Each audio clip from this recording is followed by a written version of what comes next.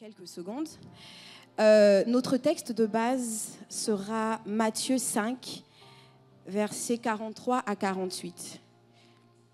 Si nous pouvons avoir le texte sur l'écran. Matthieu 5, versets 43 à 48. Nous allons lire ensemble. Vous avez appris qu'il a été dit, tu aimeras ton prochain et tu haïras ton ennemi. Mais moi, je vous dis, aimez vos ennemis, bénissez ceux qui vous maudissent, faites du bien à ceux qui vous haïssent et priez pour ceux qui vous maltraitent et qui vous persécutent, afin que vous soyez fils de votre Père qui est dans les cieux, car il fait lever son soleil sur les méchants et sur les bons, et il fait pleuvoir sur les justes et sur les injustes. Si vous aimez ceux qui vous aiment, quelle récompense méritez-vous? Les publicains aussi n'agissent-ils pas de même? Et si vous saluez seulement vos frères, que faites-vous d'extraordinaire? Les païens aussi n'agissent-ils pas de même? Soyez donc parfaits, comme votre Père céleste est parfait. Est-ce que nous pouvons acclamer pour la parole de Dieu? Je vous prie de bien vouloir prendre place. Nous poursuivons toujours notre série Embrasée.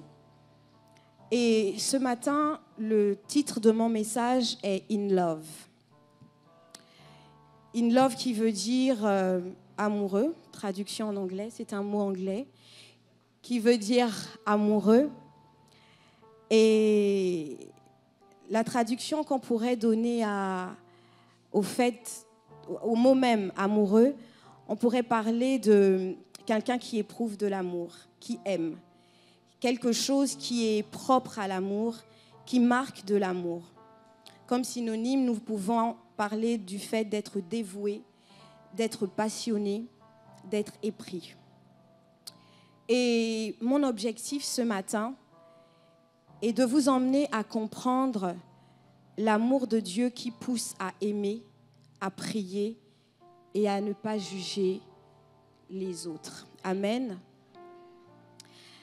La plupart d'entre nous sommes déjà tombés amoureux ou avons simplement déjà aimé.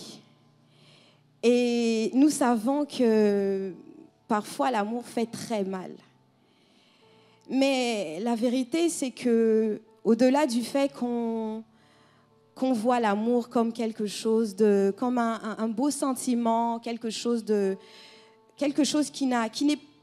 pas négatif, nous devons comprendre que l'essence même de l'amour, c'est le sacrifice. Jean 3,16, car Dieu a tant aimé le monde qu'il a donné son Fils unique afin que quiconque croit ne périsse, mais qu'il ait la vie éternelle. Amen. L'amour même est quelque chose qui est un sentiment qui fait mal. C'est un sentiment qui n'est pas seulement là pour que nous puissions éprouver de l'affection, de l'amitié, de la sympathie ou de la passion pour quelqu'un, mais l'amour, c'est aussi la souffrance, c'est aussi le sacrifice. Pendant que j'étais en train de préparer le message et que je demandais au Saint-Esprit de me conduire dans la pensée qui était celle de Dieu pour vous, parce que la vérité, c'est que si je me tiens devant vous, ce n'est pas seulement parce que Dieu veut parler à mon cœur, mais c'est également parce qu'il sait ce dont vous avez besoin. Amen. Et pendant que je préparais le message, le Saint-Esprit m'a dit ceci. Ce n'est pas que vous avez un problème pour aimer. Ce n'est pas que vous avez un problème pour prier pour les autres. Ce n'est pas que vous avez un problème en ce qui concerne le fait de ne pas juger les autres. Mais le véritable problème qui est le vôtre, c'est que vous n'aimez, vous ne priez que généralement pour les personnes pour lesquelles vous avez de l'affection, pour lesquels vous avez de l'amour. En fait, lorsqu'on prie pour quelqu'un qu'on aime, c'est facile. Lorsqu'on prie pour quelqu'un qui nous fait du bien, c'est facile. Mais lorsqu'il s'agit de prier ou d'aimer quelqu'un qui nous a blessés, quelqu'un qui nous a trahis, c'est très difficile. On ne va pas se mentir, c'est difficile. Tu m'as trahi et je vais devoir continuer de t'aimer. Tu m'as blessé et je vais devoir prier pour toi. Tu m'as rabaissé, mais je vais devoir te donner de l'amour. C'est difficile. Et je me suis dit, au-delà du fait que ce soit difficile, nous avons aujourd'hui des personnes qui considèrent que parce qu'elles ne s'entendent pas avec quelqu'un ou que parce qu'elles n'ont pas le temps de quelqu'un, cette personne est automatiquement considérée comme un ennemi. Ce qui n'est pas le cas parce que nos frères ne peuvent pas être nos ennemis. Amen. Et l'un des problèmes que nous avons également, c'est le manque de pardon. Nous avons beaucoup de difficultés à pardonner. Et pourtant, c'est ce que Dieu attend de nous. Et si nous aspirons à devenir des personnes extraordinaires, nous devons faire le choix de faire la différence. Nous devons marquer la différence. Les gens ne doivent pas simplement voir la différence en nous lorsqu'il s'agit de la bénédiction de Dieu. Lorsqu'on dit, vous verrez maintenant la différence entre ceux qui servent Dieu et ceux qui ne le servent pas. Généralement, quand nous sortons cette phrase, nous pensons à la bénédiction de Dieu parce que nous disons, nous sommes dans la maison du Père, nous faisons le service de Dieu et il faut que Dieu fasse une différence. Mais il faut aussi que cette différence se trouve au niveau de l'amour que nous portons pour les autres. Amen. Et j'aimerais parler du cas de Jésus et de Judas. C'est un cas qui m'a interpellée déjà depuis quelques semaines parce que pour ceux qui connaissent la Voie des relations, elle avait fait du mois de juillet le mois de l'amitié. Et je me suis interrogée, je me suis posé des questions en ce qui concerne l'amitié. Je me suis demandé, Lindsay, quel est véritablement le sens de l'amitié pour toi? Parce que pour moi, j'ai toujours donné de la valeur à l'amitié. C'est quelque chose que je ne saurais expliquer, mais tout ce que je sais, c'est que l'amitié pour moi compte. Et alors que je me suis posé la question, je me suis dit, aujourd'hui, nous avons des relations que nous avons, je ne dirais pas perdues, mais nous avons des personnes avec qui nous ne sommes plus proches, autant proches que par le passé. Il y a des personnes qui nous ont promis d'être là dans nos vies, mais qui aujourd'hui sont devenues de simples connaissances. Il y a des gens, des amitiés qu'on ne pensait pas pouvoir perdre. Toi et moi, c'est pour la vie, un peu comme un mari et une femme. Et finalement, au cours de la vie, les chemins se sont séparés. Et je me suis demandé, en ce qui me concerne moi, vous savez, l'une des images qui est venue dans mon esprit, c'était celle de l'évêque ondois et de l'évêque général. Ce type de relation qui, pour moi, a le mérite d'être appelé amitié. Et au-delà de ça, je me suis dit, il y a deux choses. Pour moi, aujourd'hui, je ne peux plus considérer quelqu'un qui fait partie de ma vie, bien qu'étant proche de moi, Je ne peux plus simplement me contenter du fait que nous soyons proches. Je ne peux plus simplement me contenter du fait que nous partagions certaines choses ensemble. Mais pour moi, la véritable amitié va prendre tout son sens que lorsque l'une des personnes sera rappelée à Dieu. C'est à ce moment que je pourrais dire, celui-ci était mon ami, celle-là était mon amie. Et lorsque j'ai parlé du cas de Judas et Jésus, c'est parce que j'ai considéré deux choses. La première chose, c'est que Jésus a appelé Judas mon ami. Et je me suis dit, si Jésus appelle Judas mon ami, est-ce que notre définition de l'amitié ne serait pas erronée? Parce que nous savons qu'au-delà du fait que Jésus ait dit mon ami, et si nous allons dans la pensée dans la pensée populaire, nous allons nous dire, cette personne ne peut pas être mon ami parce que cette personne m'a blessé, cette personne m'a trahi. En fait, Jésus savait que Judas allait le trahir. Il le savait. Mais ça n'a pas empêché à Jésus de l'appeler mon ami. Et la deuxième chose que je considère, c'est que la chose qui vient séparer Judas de Jésus, c'est le fait que Judas se soit pendu. Parce que je reste convaincue que si Judas ne se serait pas pendu, Judas aurait certainement continué à demeurer auprès des disciples.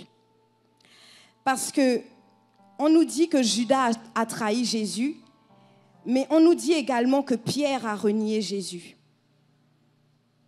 Mais le fait que Pierre ait renié Jésus n'a pas empêché à Pierre de pouvoir continuer l'œuvre. On nous dit que Pierre a fait partie des piliers de l'église de Jérusalem. Et je me suis dit, nous avons eu l'habitude de juger Judas. Nous avons eu l'habitude de pointer du doigt à Judas parce que Judas avait trahi Jésus.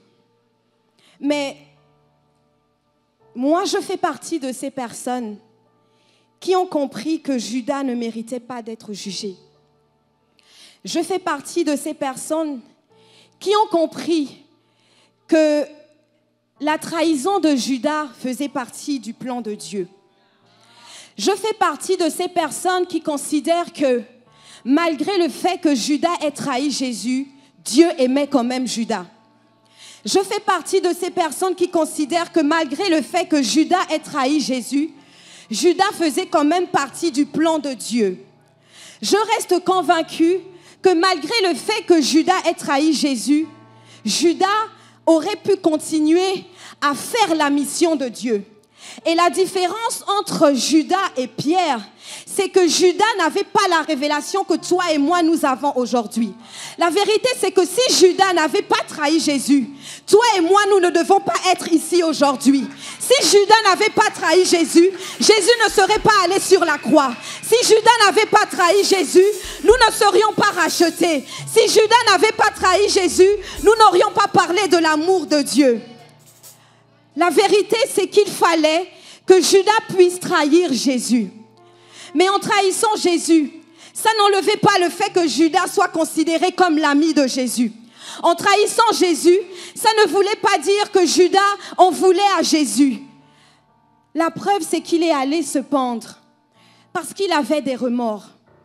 Mais il y a une révélation que Judas n'avait pas. La révélation que Judas n'avait pas, c'est celle que j'ai aujourd'hui. La parole qui me dit, 7 fois le juste tombe et 7 fois il se relève. Si Judas avait compris que malgré le fait qu'il ait trahi Jésus, si Judas avait compris qu'il était capital pour lui de simplement aller vers Jésus pour dire, Père, j'ai trahi, Père, je t'ai trahi, je te demande pardon. Si Judas avait compris que le fait qu'il ne Si Judas ne s'était pas pendu et qu'il avait compris qu'en allant vers Jésus simplement pour dire « Je reconnais que j'ai péché, mais pardonne-moi ». Si Judas avait compris cela, Judas ne se serait pas pendu. La vérité, c'est que ce qui va séparer Judas de Jésus, c'est le fait qu'il soit allé se pendre. Parce que je suis convaincue que si Judas ne s'était pas pendu, l'amour de Jésus aurait subsisté. Si Judas ne se serait pas pendu, Dieu aurait quand même continué à travailler avec lui. Parce que la vérité, c'est qu'il fallait que la mission se fasse. Il s'agissait d'une mission. Il s'agissait du destin de Judas. Et parfois, nous pensons que... nous disons que Dieu n'est pas bon. Dieu n'est pas bon. Mais comment voulez-vous que nous puissions voir la bonté de Dieu si nous-mêmes, nous donnons la mort? Comment voulez-vous que nous puissions voir la bonté de Dieu si nous-mêmes, nous limitons? Comment pensez-vous que nous pouvons voir la bonté de Dieu si nous-mêmes,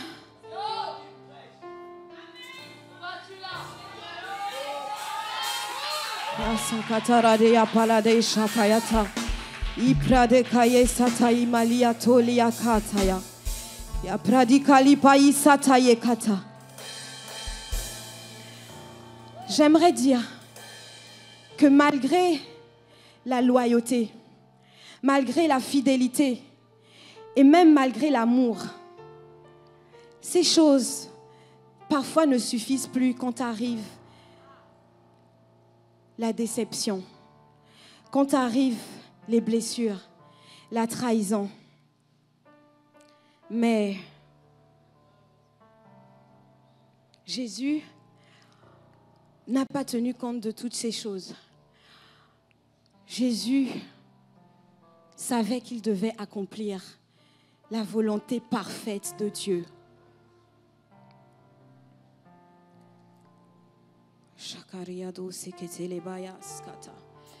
Ce n'est pas parce que quelqu'un nous a blessés, ce n'est pas parce que quelqu'un nous a rabaissés, nous a humiliés, que ça veut dire que cette personne n'est pas aimée de Dieu. Que ça veut dire que Dieu n'a pas besoin de cette personne pour la mission.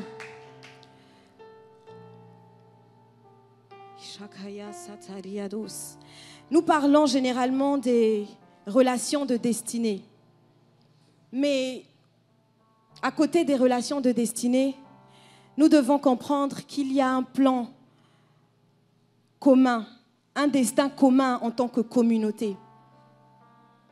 Et pour ça, nous allons devoir mettre de côté nos malentendus, nos blessures, nos frustrations, parce que nos regards sont sur Jésus. Si Dieu a un plan pour des personnes qui sont destinées à avancer ensemble, Dieu a également un plan pour cette communauté. Dieu a un plan pour le peuple extraordinaire. J'aimerais maintenant vous partager 3 clés de mon point de vue qui m'ont aidée malgré le fait que j'ai été blessée, que j'ai été parfois très mal dans des relations, que ce soit au niveau de l'église ou en dehors de l'église. Et la vérité, c'est que si on m'a blessée, je dois avoir l'humilité de reconnaître que moi aussi j'ai déjà blessé. Si on m'a frustrée, je dois avoir l'humilité de reconnaître que moi aussi, je l'ai déjà fait.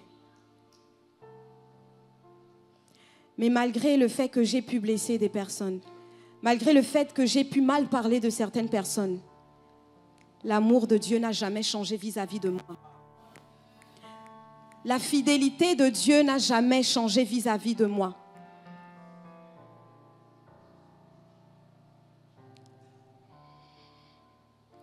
La première clé pour laquelle j'aimerais que nous prions, c'est que nous puissions prier pour que le Saint-Esprit nous aide à tuer notre orgueil. Parce que l'orgueil est un véritable frein.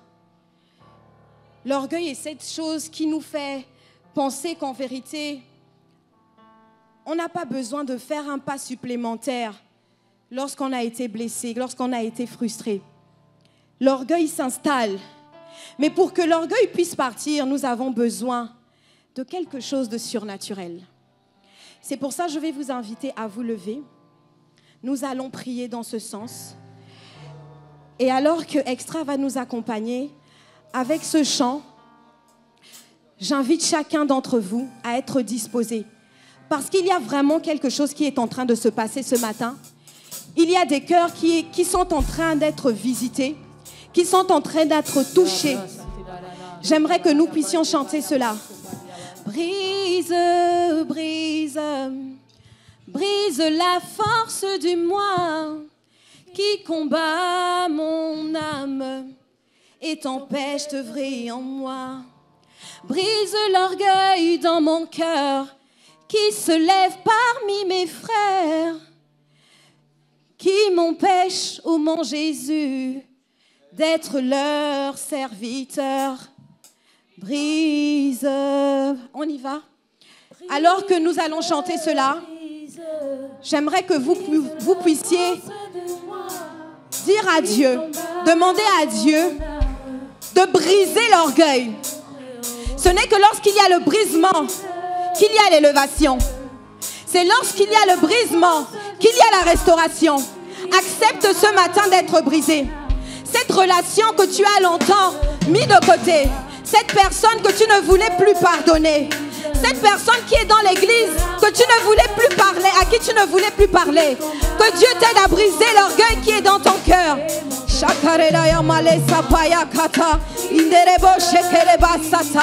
Éternel mon Dieu, ce matin, ma prière est que tu me brises, Seigneur. Brise-moi, Saint-Esprit, afin que je puisse être comme toi. Seigneur, je veux te ressembler. Alors que je veux te ressembler, Seigneur, je sais qu'il est impossible de te ressembler. En ayant l'orgueil, Seigneur, mon Dieu, qui est à l'intérieur de moi. Ce matin, Seigneur, je viens te donner mon cœur. Et j'ai besoin de toi pour que tu me brises. Seigneur, enlève l'orgueil qui m'empêche d'être le serviteur de mes frères. Enlève l'orgueil qui m'empêche de faire la mission qui est la mienne.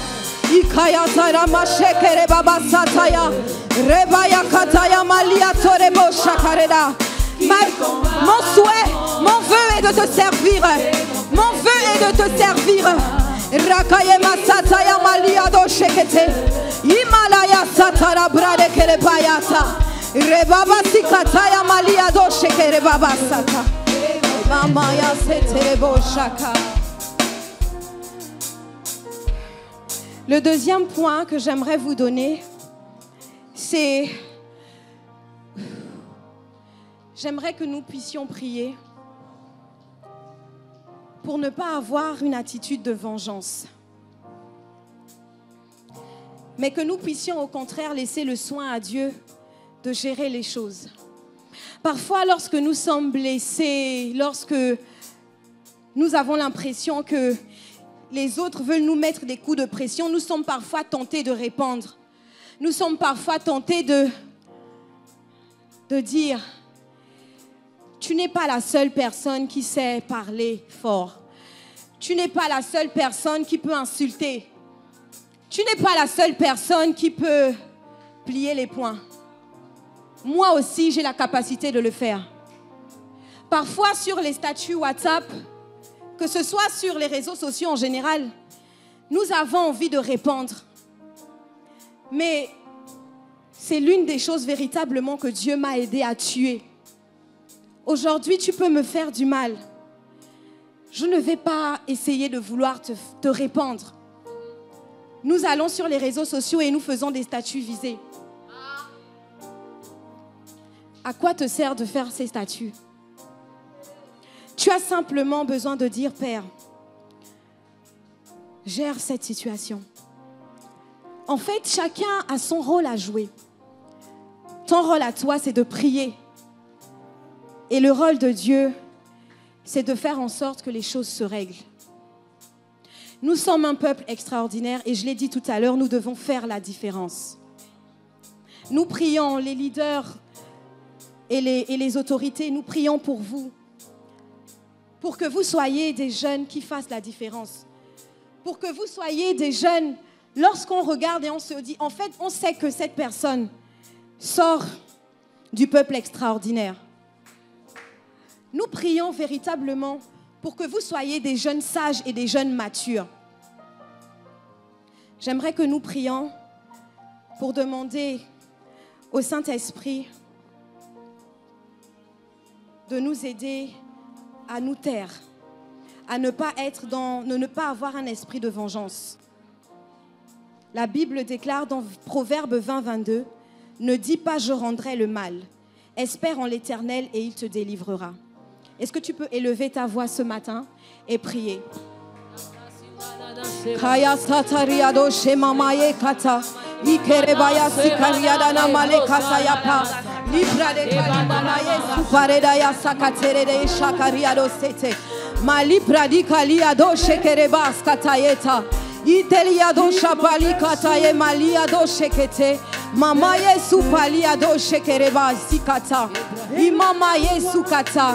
Je demande à toutes les personnes qui sont distraites de se disposer.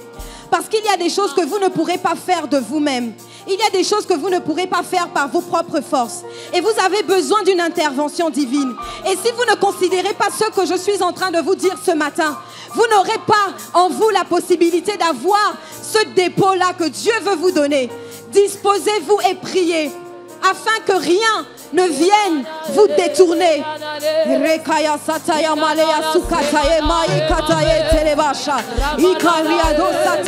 Nous prions afin que le Saint-Esprit nous accorde d'avoir la sagesse, la maturité dans toutes les situations par lesquelles nous passons et qu'il nous frustre. Que le Saint-Esprit nous aide à dépasser ces choses. Que nous soyons forts en Jésus. Que nous soyons différents en Jésus.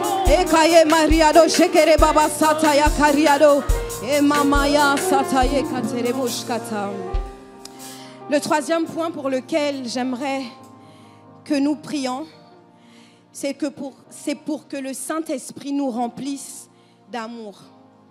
Nous allons demander à Dieu de nous donner ses sentiments et son cœur pour y parvenir. Et avant ça, j'aimerais faire une... Est-ce que vous pouvez m'apporter... J'aimerais faire cette illustration avec vous. Alors, je ne sais pas comment je vais faire. Alors, ici, nous avons un verre. Et ce verre va nous représenter. Et là, nous avons une bouteille d'eau. Et cette bouteille d'eau représente l'amour de Dieu. Amen. Lorsque j'ai fait mes recherches, j'ai découvert que le verre avait pour composants le sable et l'eau. En fait, ce verre est fait à partir de sable et d'eau. Le sable qui pourrait symboliser la terre, Adam qui fut tiré de la terre, et l'eau qui symboliserait le Saint-Esprit. Et j'aimerais que nous lisons cette portion de texte ensemble. Jean 7, versets 37 à 39. Je n'ai plus beaucoup de temps. Jean 7, nous lisons ensemble. Le grand jour de la fête, Jésus se tenant debout s'écria : « Si quelqu'un a soif, qu'il vienne à moi et qu'il boive. Celui qui croit en moi, des fleuves d'eau vive couleront de son sein, comme dit l'Écriture. » Il dit cela de l'Esprit que devaient recevoir ceux qui croiraient en lui. Car l'Esprit n'était pas encore, parce que Jésus n'avait pas encore été glorifié. Amen. J'aimerais dire que parfois, malgré le fait que nous ayons été créés par Dieu, et malgré le fait que... Est-ce que tu peux m'aider, Ivana, s'il te plaît? Et malgré le fait que nous avons reçu le Saint-Esprit, ce n'est pas suffisant pour que nous puissions manifester l'amour de Dieu. Ça, c'est nous. Nous sommes créés nous avons été créés par Dieu et nous avons reçu le Saint-Esprit pour certains. Mais le fait que nous avons été créés, que nous avons reçu le Saint-Esprit, n'est pas suffisant pour que nous puissions manifester l'amour de Dieu. L'amour de Dieu est surnaturel. Nous avons besoin que Dieu nous remplisse de son amour pour que nous puissions manifester à notre tour son amour. Nous avons besoin qu'il nous remplisse d'amour pour qu'à un moment nous puissions déborder de l'amour de Jésus pour les autres.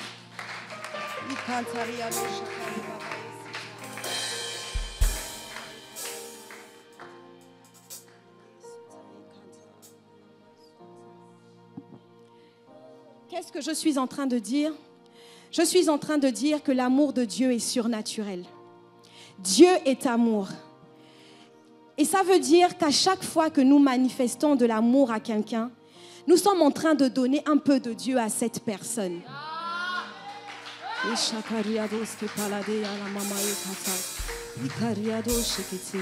Nous devons aspirer à déborder de l'amour de Dieu. Parce que lorsque nous débordons de l'amour de Dieu, en vérité, ça ne dépend plus de nous. Que nous soyons blessés, que nous soyons brisés, que nous soyons mal, que quelqu'un nous fasse du mal, que quelqu'un nous trahisse. La vérité, c'est que tellement l'amour a débordé en moi que je suis capable de te le rendre. Je suis capable de donner l'amour de Jésus. Est-ce que quelqu'un m'entend ce matin? Et cela, comme je le disais, ne peut être possible que par l'aide du Saint-Esprit. C'est pour ça que j'aimerais que tu puisses élever ta voix pour demander au Saint-Esprit de te remplir de l'amour de Dieu. Tu as besoin de son amour pour les épreuves. Tu as besoin de son amour pour vaincre les frustrations. Tu as besoin de son amour pour vaincre les blessures. Élève ta voix maintenant et prie. Que le Saint-Esprit te remplisse de l'amour de Dieu. Ikariada shaparekaya sata. Imamaye kariado shemamamaye satayeka. Indereboshka paye sataya maliate. Rebakaya mamamaye supataya tileboshka. Ikariado se mamaye sataya male. Mon désir est de te ressembler. Mon désir est de te ressembler, Seigneur. Mon désir est de te ressembler, Père. Mon désir est de te ressembler, Père. Je prie maintenant afin que le Saint-Esprit nous remplisse de l'amour de Dieu. Cet amour surnaturel que Dieu nous donne par grâce. Que Dieu nous remplisse, que Dieu fasse de nous des personnes bonnes. Que Dieu fasse de nous des personnes qui sont capables de bénir d'autres personnes. Que Dieu fasse de nous des personnes capables de faire du bien à nos frères. Que Dieu fasse de nous des personnes capables de prier pour nos frères.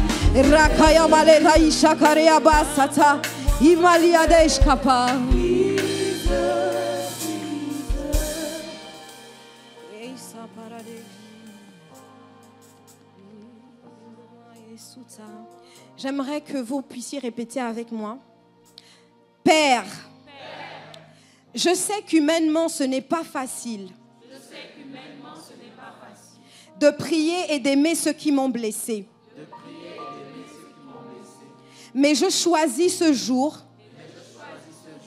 avec ta grâce, de pardonner et de vouloir du bien pour eux. Accorde-moi, s'il te plaît, la grâce d'avoir un cœur qui aime, malgré et non parce que. Au nom de Jésus, est-ce que nous pouvons acclamer pour le Seigneur?